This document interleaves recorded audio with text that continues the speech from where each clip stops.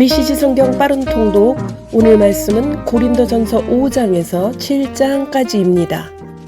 5장. 여러분의 몸으로 하나님을 영화롭게 하십시오. 또한 나는 여러분 교회의 가족 가운데서 수치스러운 음란 행위가 행해지고 있다는 소식을 접했습니다. 여러분 남자들 가운데 한 사람이 자기 계모와 잠자리를 같이 하고 있다는 것입니다. 그것은 교회 밖에서도 용납되지 않는 일입니다. 그런데도 여러분은 그런 일로 당혹스러워하기는커녕 태어나기만 하더군요. 그 일로 비탄에 젖어야 하지 않겠습니까? 그 일로 무릎을 꿇고 울어야 하지 않겠습니까? 그런 일을 저지른 자와 그 소행에 맞서 어떤 조치를 취해야 하지 않겠습니까? 나라면 어떻게 할지 여러분에게 알려드리지요. 내 몸은 그곳에 있지 않지만 내가 여러분과 함께 그곳에 있다고 여기십시오. 무슨 일이 벌어지고 있는지 내 눈에 훤히 보이기 때문입니다. 분명히 말하건대 그런 행위는 잘못되었습니다. 그저 외면한 채 그런 행위가 저절로 없어지기를 바라지 마십시오. 우리 주 예수의 권위로 그 문제를 공개적으로 처리하십시오. 공동체의 교우들을 모으십시오. 나는 영으로 여러분과 함께하고 우리 주 예수께서는 권능으로 임하실 것입니다. 그 사람의 행위를 공개적으로 조사하십시오. 그에게 자기 행위를 변호하게 하십시오.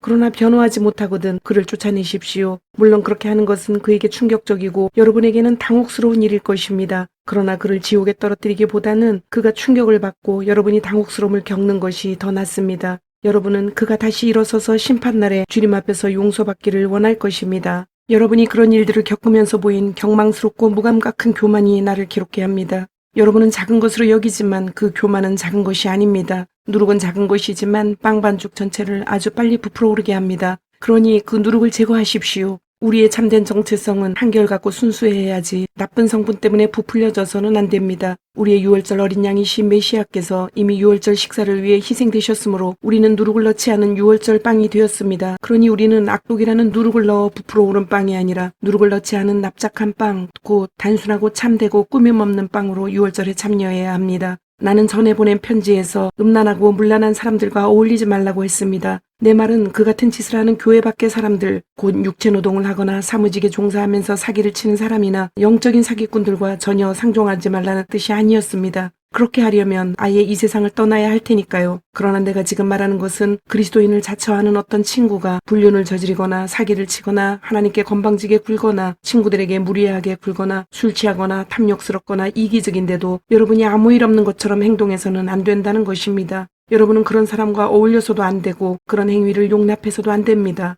나는 세상 사람들이 행하는 일에 대해서는 책임을 질 것이 없습니다. 그러나 믿는 사람들의 공동체 안에서 이루어진 일에 대해서는 책임을 져야 하지 않겠습니까? 교회 밖에 있는 사람들에게 판결을 내리는 것은 하나님의 몫입니다. 그러나 우리의 형제자매가 가던 길에서 벗어날 때 필요하다면 그들을 내쫓아 교회를 깨끗하게 하는 것은 우리의 몫입니다. 6장. 성도 간의 재판 문제. 그리고 여러분이 서로를 세상 법정으로 끌고 간다고 하는데 어떻게 그럴 수 있습니까? 여러분이 부당한 취급을 받았다고 생각하여 그리스도인의 가족인 교회 안에서 그 문제를 해결하지 않고 하나님의 방식을 전혀 모르는 세상 법정으로 앞장서 가다니 그것이 말이 됩니까? 이 세상이 예수를 따르는 성도들로 이루어진 법정 앞에 서게 될 날이 다가오고 있습니다. 장차 여러분이 이 세상 운명을 판결하게 되어 있다면 이처럼 사소한 일은 직접 판결하는 것이 바람직하지 않겠습니까? 우리는 장차 천사들까지 심판하게 될 테니 말입니다. 여러분이 이 일상적인 사건들을 판결하지 못할 이유가 무엇이겠습니까? 이처럼 불화와 부당한 일이 일어날 때 어째서 여러분은 다른 면에 있어서는 신뢰하지 않는 세상 사람들에게 그 일을 맡겨 판결을 받으려고 합니까? 내가 이토록 냉정하게 말하는 것은 여러분이 벌이고 있는 일이 얼마나 어리석은지 일깨우려는 것입니다. 불화와 다툼이 일어날 때 여러분 가운데 그 일을 공정하게 판결할 만큼 분별이 있는 사람이 하나도 없다는 것이 가능한 일입니까? 믿을 수 없는 일입니다. 여러분이 하나님을 전혀 믿지 않는 사람들 앞으로 서로를 끌고 가다니요. 정의 하나님을 믿지 않는 그들이 어찌 정의로운 판결을 내리겠습니까? 이런 법정 다툼은 여러분의 공동체의 흉한 오점이 되고 말 것입니다. 차라리 부당한 취급을 받더라도 그냥 받아들이고 잊어버리는 편이 더 낫지 않겠습니까? 지금 여러분이 벌이고 있는 일은 더 많은 부당행위와 불의가 일어나도록 기름을 끼얹는 격입니다. 여러분의 영적 공동체에 속한 가족들에게 더 많은 상처를 안겨줄 뿐입니다. 여러분은 이것이 살 길이 아니라는 것을 알지 못합니까? 하나님께 마음을 두지 않은 불의한 자들은 그분의 나라에 들어가지 못할 것입니다. 서로를 이용하고 악용하는 자들, 남녀관계를 이용하고 오용하는 자들, 땅을 이용해 먹으면서 땅과 거기에 있는 모든 것을 착취하고 남용하는 자들은 하나님 나라의 시민이 될 자격이 없습니다. 여러분 가운데 상당수는 내가 무엇을 두고 말하는지 경험으로 알 것입니다. 얼마 전까지만 해도 여러분이 그렇게 살았으니 말입니다. 그러나 그 이후로 여러분은 우리 주님이시며 메시아이신 예수와 우리 안에 계신 하나님 곧 성령으로 말미암아 깨끗해졌고 새로운 출발을 하게 되었습니다. 법적으로 문제가 없다고 해서 영적으로 적합한 것은 아닙니다. 만일 내가 해도 된다고 생각한 것을 무엇이나 하면서 돌아다녔다면 나는 변덕의 노예가 되고 말았을 것입니다. 처음에는 살기 위해 먹지만 나중에는 먹기 위해 산다는 옛 격언을 아시지요. 어찌 보면 몸은 덧없는 것이라는 말이 타당한 것처럼 들립니다. 그렇다고 해서 여러분의 몸을 음식으로 가득 채우거나 여러분의 몸을 음란에 내맡기는 것이 정당화되는 것은 아닙니다. 주님께서 몸으로 여러분을 영화롭게 하시니 여러분도 자신의 몸으로 그분을 영화롭게 하십시오.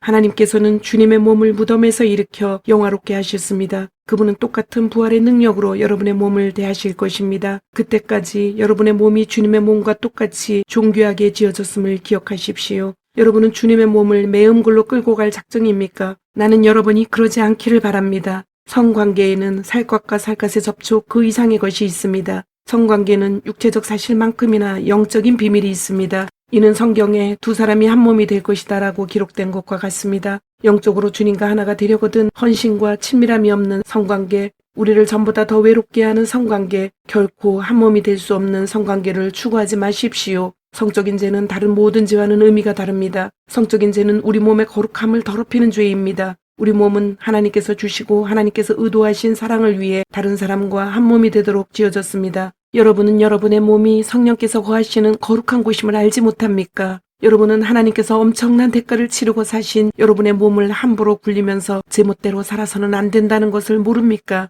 여러분의 몸은 여러분의 영적인 부분에 속해 있는 소유물이 아닙니다. 그 모든 것의 주인은 하나님이십니다. 그러니 여러분의 몸 안에서 여러분의 몸을 통해 사람들이 하나님을 볼 수 있게 하십시오.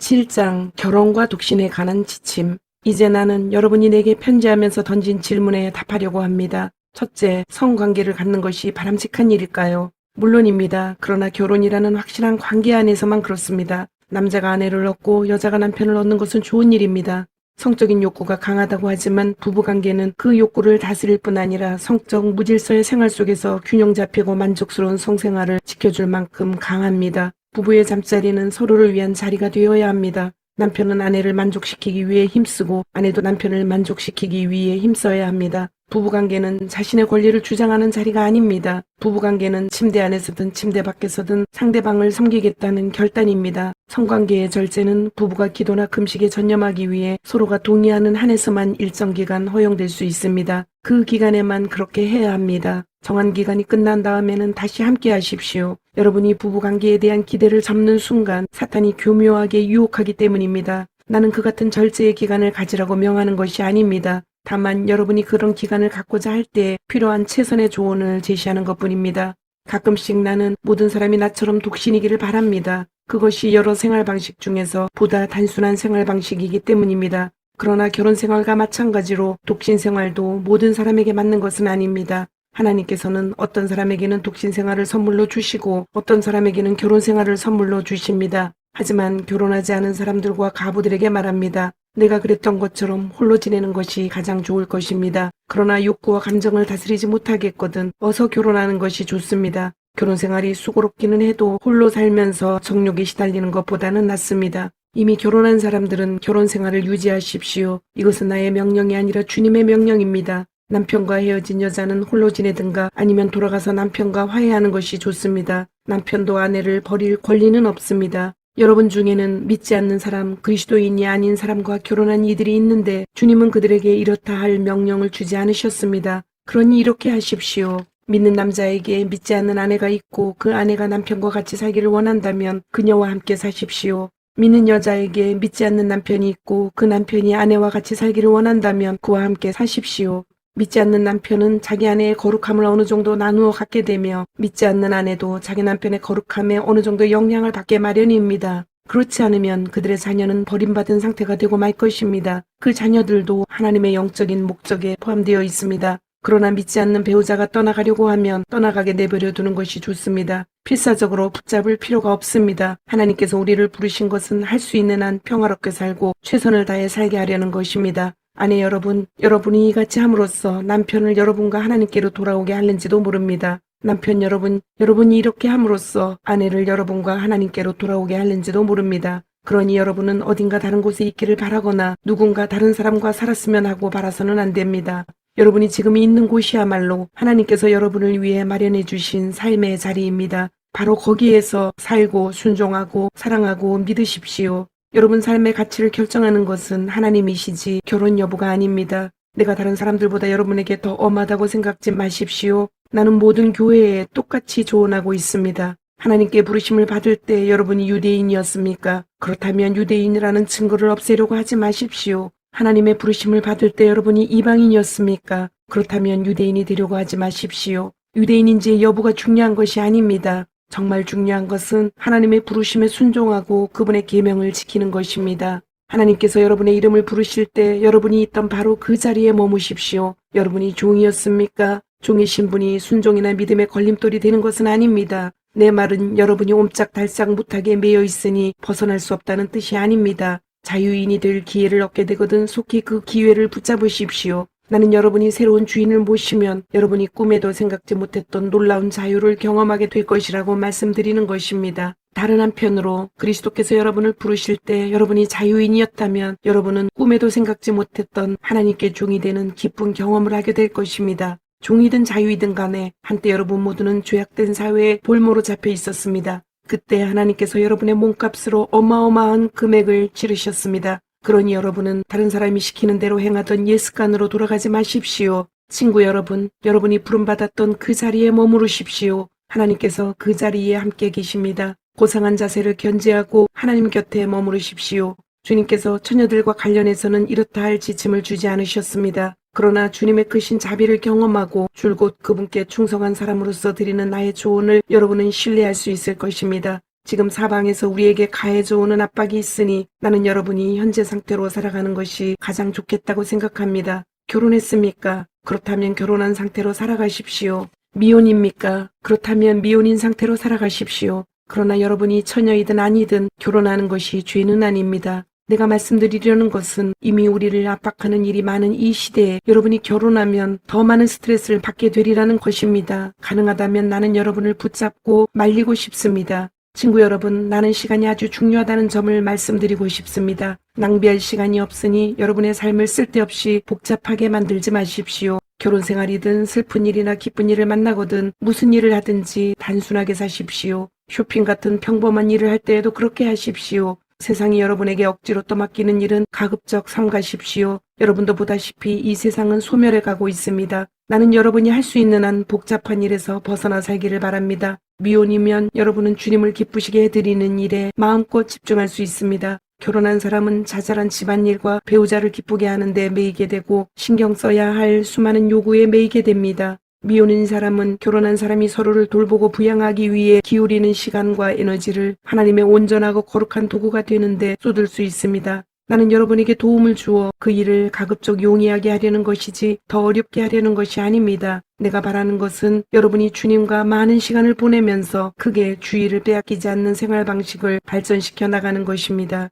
어떤 남자가 여자친구에게 성실을 다하면서도 독신으로 하나님을 섬기겠다고 결심하여 결혼할 마음이 없다가 마음이 변해서 그녀와 결혼하기로 결심했다면 어서 결혼하는 것이 좋습니다. 결혼이 죄가 되는 것도 아니고 일부 사람들이 말하는 것처럼 독신 생활보다 한 단계 낮은 것도 아닙니다. 그러나 어떤 남자가 하나님을 섬기기 위해 홀로 지내기로 결심했고 그 결심이 다른 사람들의 강요가 아니라 자신의 확신에 따른 것이라면 그는 홀로 지내는 것이 좋습니다. 결혼 생활은 도덕적으로나 영적으로 바르며 어느 모로 보나 독신 생활보다 낮은 차원의 삶이 전혀 아닙니다. 그러나 앞에서 말씀드린 대로 나는 우리가 살고 있는 이 시대의 특성 때문에 목회적인 이유로 독신 생활을 장려하는 것입니다. 아내는 남편이 살아있는 동안 남편과 함께 지내야 합니다. 그러나 남편이 죽으면 자기가 원하는 사람과 결혼할 자유가 있습니다. 물론 그녀는 믿는 사람과 결혼하여 주님의 축복을 받고 싶어 할 것입니다. 지금쯤 여러분은 내 생각을 아시겠지만 나는 그녀가 독신으로 지내는 편이 더 좋을 것이라고 생각합니다. 주님도 그렇게 생각하실 것입니다. 주님, 오늘도 말씀을 주심을 감사드립니다. 주신 말씀대로 오늘 하루도 주님의 모습을 닮아가며 말씀대로 순종하며 살도록 은혜와 용기를 주옵소서. 예수님의 이름으로 기도드립니다. 아멘.